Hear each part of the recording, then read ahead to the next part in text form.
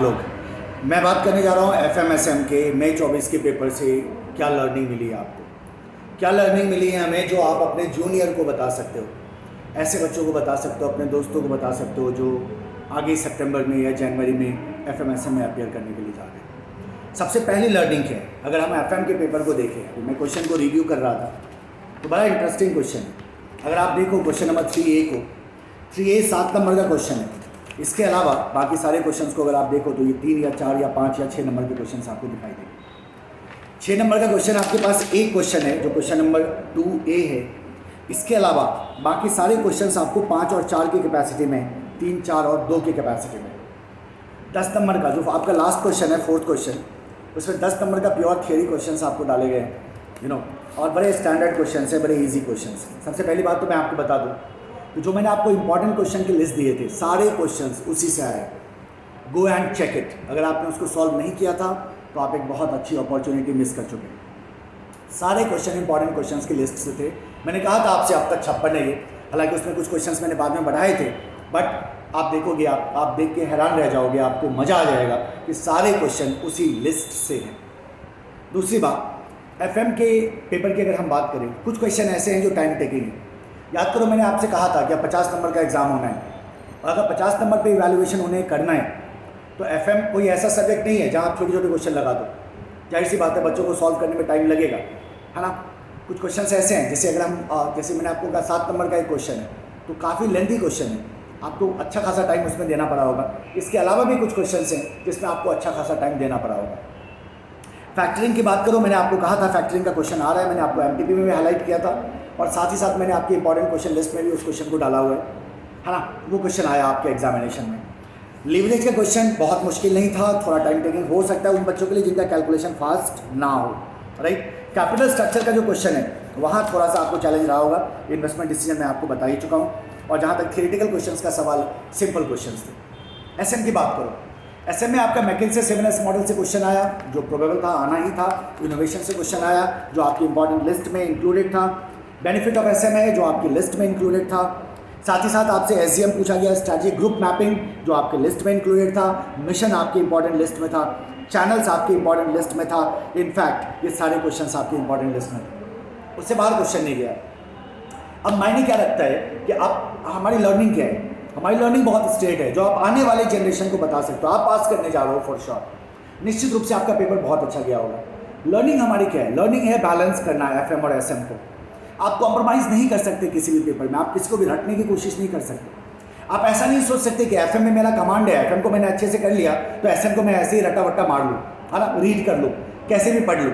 नहीं कर सकते आप उसको ओवर सिंप्लीफाई भी नहीं कर सकते। जो स्टडी मैट का जो लैंग्वेज है, जो स्टडी मैट का डायरेक्शन है, उसी डायरेक्शन में आपको प्रिपरेशन करना होगा।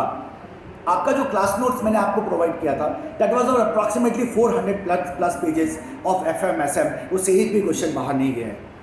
और अगर आपने वही लैंग्वेज लिख के आए हो ना, तो निश्चिंत रहो मार्क्स के लिए। बहुत सिंपल लर्निंग है बालक, कि अगर हम एफएम और एसएम को बैलेंस ना करें। याद करो, मैं आपको हमेशा एक मैथमेटिक्स का फॉर्मूला सुनाता रहता था, क्लासरूम में भी हमेशा बताया मैंने, यूट्यूब पे भी।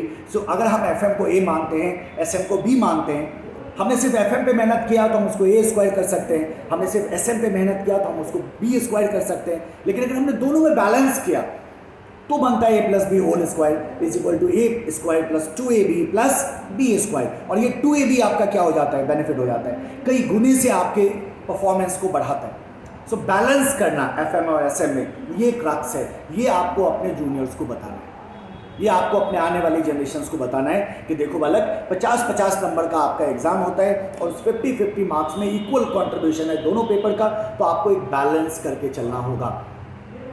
एफएम में डेफिनेटली आपको अपनी स्पीड पे काम करना होगा, अपनी एक्यूरेसी पे काम करनी होगी।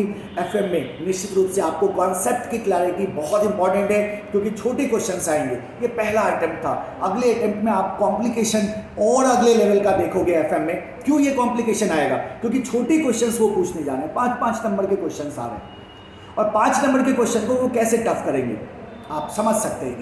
एक एडिशनल डेटा आइटम डलेगा और क्वेश्चन टफ हो जाएगा। सो हम कैसे बैलेंस करते हैं एफएम को, कैसे बैलेंस करते हैं एसएम को, दैट इज द क्रक्स, है ना। और यही इस पेपर का हमेशा से यही रूल रहा है इससे पहले ये EISSM हुआ करता था, वहाँ भी यही रूल था कि आप दोनों पेपर को बैलेंस करते थे, और FMSM में भी आपको दोनों पेपर को बैलेंस करना होगा स्टडी मैट के दायरे में रहते हुए। स्टडी मैट को रटने की हमें जरा सी जरूरत नहीं होती, लेकिन जो आपका 400 पेजेस का क्लास नोट्स बनता है ना क्लासरूम में, that is sufficient to prepare you for your examination. आपको RTP MTP कुछ भी देखने की जरूरत नहीं होती। और जो लास्ट टाइम में मैं आपको इंपॉर्टेंट क्वेश्चन का लिस्ट देता हूं, मैं फिर से कह रहा हूं बालक, सारे क्वेश्चंस आप लिस्ट निकालो, ऐप में रखा हुआ है, सारे क्वेश्चंस आपको मैच होता हुआ दिखाई देगा, एज इट इज क्वेश्चंस उठा के डाला गया है ना, कुछ नंबर्स का चेंज है, राइट। SM को देखोगे तो वही टॉपिक्स आपसे एग्जामिनेशन में पूछा गया है जो आपके इंपॉर्टेंट लिस्ट में ऑलरेडी क्या है, इंक्लूडेड है।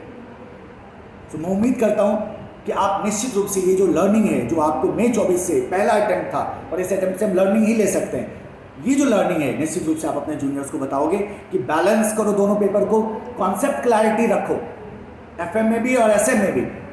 कॉन्सेप्ट क्लैरिटी बहुत इंपॉर्टेंट है, क्योंकि एक छोटा सा पॉइंट FM में आपके आंसर को क्या करा सकता है, गलत करा सकता है। तो हम सॉल्व किए जा रहे हैं क्वेश्चन को, किए जा रहे हैं, जरूरत नहीं है उसकी, है ना। ऐसा भी पॉसिबल है कि हम किसी कॉन्सेप्ट पे सिर्फ 2 क्वेश्चन सॉल्व करें, लेकिन वो 2 क्वेश्चन सॉल्व करने के दौरान कॉन्सेप्ट की ऐसी क्लैरिटी हो हमारी कि हम एग्जामिनेशन में उस पर आधारित किसी भी क्वेश्चन को सॉल्व कर सकें। तो उम्मीद करता हूं कि आपका एग्जाम बहुत ही अच्छा गया होगा, और उम्मीद करता हूं ये लर्निंग आप निश्चित रूप से अपने जूनियर्स को बताएंगे। कॉन्सेप्ट क्लैरिटी बहुत जरूरी है ना। कॉन्सेप्ट क्लैरिटी अति अति अति आवश्यक है, और साथ ही साथ हमें दोनों पेपर को क्या करके रखना है, बैलेंस करके रखना है।